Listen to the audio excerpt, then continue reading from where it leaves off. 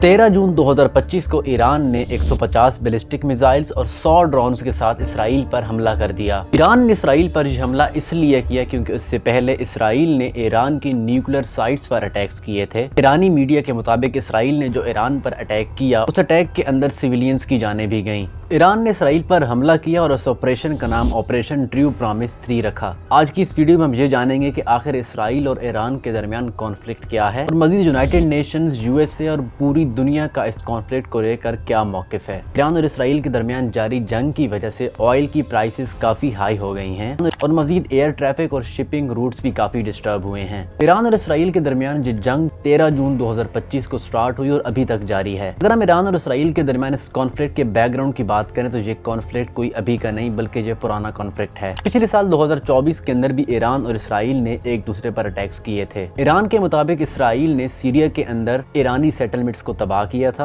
और मजीद इस जंग का टर्निंग पॉइंट तब हुआ जब 13 जून 2025 को इसराइल ने ईरान पर हमला किया और इस हमले के अंदर फेमस ईरानी फिगर्स मारे गए। इस हमले के बाद ईरान का ये मौकिफ था कि हमने इस वार को इनिशिएट नहीं किया, लेकिन हम इसका भरपूर जवाब देंगे। ईरान ने इसराइल को जवाब देते हुए 13 जून को ही इसराइल पर बैलिस्टिक मिसाइल्स और ड्रोन से अटैक्स कर दिए। ईरान पर इसराइल के इस हमले के अंदर ईरानियन IRGC के कमांडर हुसैन सलामी और चीफ ऑफ स्टाफ मोहम्मद बगीरी मारे गए। मजीद ईरान ने यह कहा कि इसराइल ने स्पेसिफिकली ईरान के अंदर उनकी न्यूक्लियर साइट्स को हिट किया और ईरानियन रिपोर्ट्स के मुताबिक 2 न्यूक्लियर साइट्स को निशाना बनाया गया, जिसके अंदर उनका काफी ज्यादा नुकसान हुआ। ईरान के मुताबिक इसराइल ने 6 ईरानी साइंटिस्ट को भी कत्ल कर दिया। रिपोर्ट्स के मुताबिक इस अटैक के अंदर इसराइली 200 फाइटर जेट्स ने हिस्सा लिया और ईरान के मुख्तलिफ इलाकों के अंदर 100 जगहों पर अटैक किए। ईरान के शहर तेहरान के अंदर भी बड़े बड़े धमाकों की आवाजें सुनी गईं। इससे पहले इसराइल सीरिया यानी कि शाम के अंदर ईरानी सेटलमेंट्स पर हमला कर चुका था, लेकिन इसराइल ने जब ईरान पर डायरेक्टली हमला किया तो ये एक वॉर की सिचुएशन बन गई। पिछले साल अप्रैल 2024 में जब ईरान ने इसराइल पर हमला किया था तो उस ऑपरेशन का नाम ऑपरेशन ट्रू प्रॉमिस 2 रखा गया था और इस 2025 के हमले को ईरान ने ऑपरेशन ट्रू प्रॉमिस 3 का नाम दिया। ऑपरेशन ट्रू प्रॉमिस की सीरीज 2006 से शुरू हुई जब हिजबुल्लाह ने ऑपरेशन ट्रू प्रॉमिस 1 कंडक्ट करवाया था। ईरान के इसराइल पर अटैक्स की बात की जाए तो ईरान ने इसराइल के 3 बड़े शहरों पर अटैक्स किए, जिनके अंदर इसराइल का कैपिटल टेल अवीव भी शामिल है। इसराइली रिपोर्ट्स के मुताबिक इस अटैक के अंदर इसराइल के अंदर कैजुअलिटीज भी हुई और बहुत सारे लोग इंजर्ड भी हुए। ईरान ने 13, 14 और 15 जून 3 दिन लगातार इसराइल पर अटैक्स किए। 13 जून 2025 को ईरान ने सुबह और रात दोनों टाइम इसराइल पर अटैक किया। इसराइली डिफेंस फोर्सेस IDF के मुताबिक इसराइल ने ईरान के बहुत सारे ड्रोन्स और मिसाइल को इंटरसेप्ट करके डिस्ट्रॉय किया। इसराइल का कहना है कि उन्होंने सऊदी अरब, सीरिया और जॉर्डन के ऊपर ईरानी मिसाइल्स को इंटरसेप्ट करके डिस्ट्रॉय किया। लेकिन 13 जून 2025 रात के 9 बजे जो ईरान ने इसराइल पर अटैक किया तो इसराइल के पास इतना टाइम नहीं था कि वो ईरानियन मिसाइल्स को इंटरसेप्ट कर सकते। इसराइल ने अपने सिटीजन्स को गाइडलाइंस दी कि वो शेल्टर्स के अंदर चले जाएं ताकि वो ईरानी मिसाइल से बचे रहें। इसके बाद 14 जून 2025 को रात के 1 बजे ईरान ने एक और अटैक कर दिया इसराइल पर, जिसके अंदर डजन्स ऑफ मिसाइल्स शामिल थे और IDF यानी कि इसराइल डिफेंस फोर्सेस की स्पोक पर्सन के मुताबिक उन्होंने ईरान के बहुत सारे मिसाइल्स को इंटरसेप्ट कर दिया। इसके बाद 15 जून 2025 को ईरान ने एक और अटैक किया इसराइल के ऊपर। इस वक्त ईरान ने इसराइल के नॉर्दर्न और सेंट्रल रीजन्स को टारगेट किया और इसराइल के कैपिटल टेल अवीव के अंदर भी अटैक्स किए। इसके बाद रिपोर्ट्स के मुताबिक इसराइल के अंदर कुछ लोगों की जानें भी गईं, बहुत सारे लोग इंजर्ड हुए। तकरीबन 61 से ज्यादा बिल्डिंग्स को नुकसान पहुंचा। 13 जून को ईरान के इसराइल पर अटैक के बाद यूनाइटेड स्टेट्स ऑफ अमेरिका यानी कि US ने इसराइल की हेल्प की और ईरान के ड्रोन्स और मिसाइल्स को इंटरसेप्ट करने में इसराइल का साथ दिया। सब कुछ देखने के बाद ईरान ने डायरेक्टली US, UK और फ्रांस को धमकी दी अगर आप लोगों ने इस जंग के अंदर इसराइल का साथ दिया तो इस इलाके के अंदर इन तीनों मुल्कों की जितनी भी शिप्स या बेसिस हैं उनको ईरान तबाह कर देगा। ऐसे ईरान के इस अटैक के बाद इसराइल को करारा जवाब मिला और इसराइल के कैपिटल टेल अवीव के अंदर भारी नुकसान हुआ। जिस तरह इसराइल कई सालों से फलस्तीन के अंदर मासूम लोगों का खून बहाता आ रहा है, हम सोशल मीडिया पर देखते हैं कि फलस्तीन के अंदर बिल्डिंग्स और घरों को आग लगी होती है और हर तरफ धुआं ही धुआं होता है।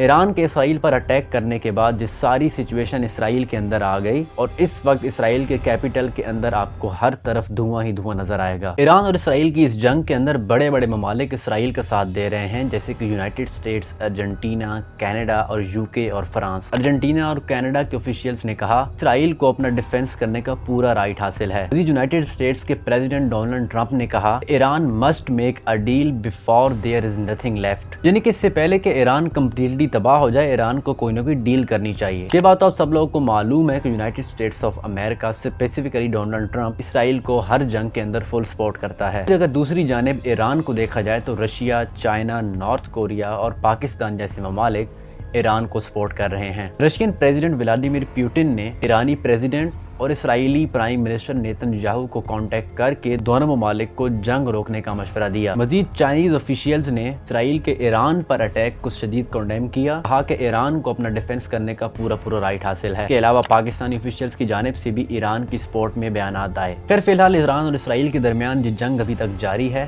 فیوچر کے اندر کچھ بھی پریڈکٹ نہیں کیا جا سکتا کہ اس جنگ کے بارے میں کیا ہوگا۔ امید کرتا ہوں آپ سب لوگوں کو جو میری ویڈیو کافی پسند آئی ہوگی۔ اگر آپ لوگوں کو جو ویڈیو پسند آئی تو اس کو لائک کریں، شیئر کریں اور میرے چینل کو ضرور سبسکرائب کریں۔